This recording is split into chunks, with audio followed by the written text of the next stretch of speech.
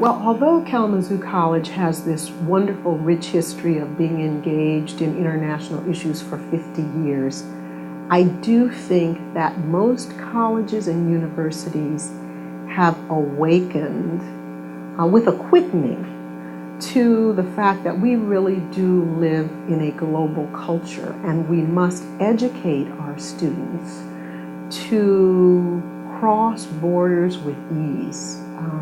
Academic borders, intellectual borders, geographic borders.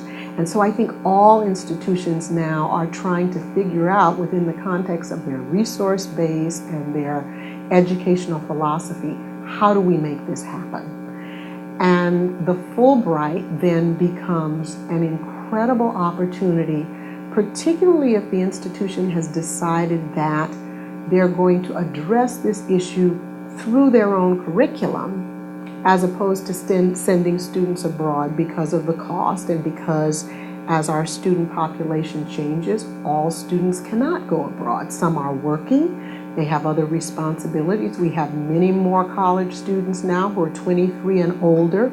They don't have the same flexibility that a traditional age student might have. And so if the faculty and if the curriculum is the way we're going to do this, then the way you do it is you deepen the experience of the faculty. And what greater opportunity than the Fulbright Scholar program? It enables one to be in another culture, to work in that culture, but also to do your own research in that culture.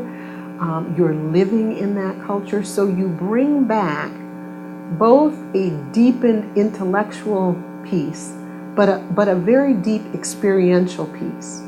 And when you get a critical mass of the institution's faculty that has had that kind of experience, it is going to become embedded in the curriculum. So I think many institutions that 10 years ago may not have recognized the value are coming to recognize the value, because it provides an incredible opportunity, particularly at a time when all of our resources, having come through this last year, are severely strained.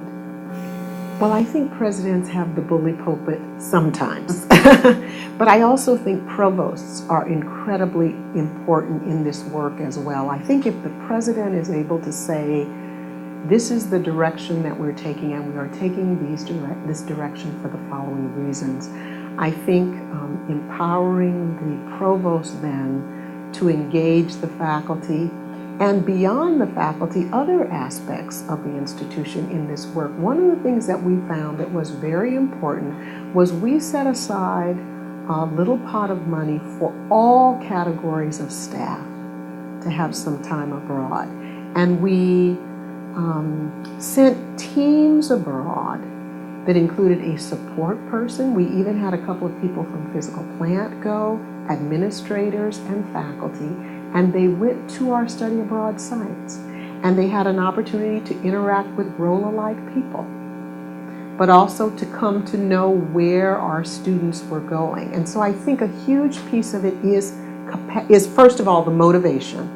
Then looking for the way to build capacity by either leveraging your own resources or external resources that can be brought to bear on the campus. Obviously, if it's going to have a curricular piece, you've got to free faculty to be engaged in that. That's their purview. But I think leaders become the force, the motivators.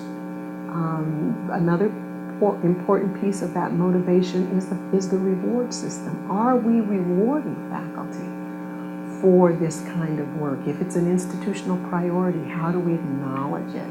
So if you're putting the resources there, if you're addressing the reward structure, and if you're building capacity, I think it can happen.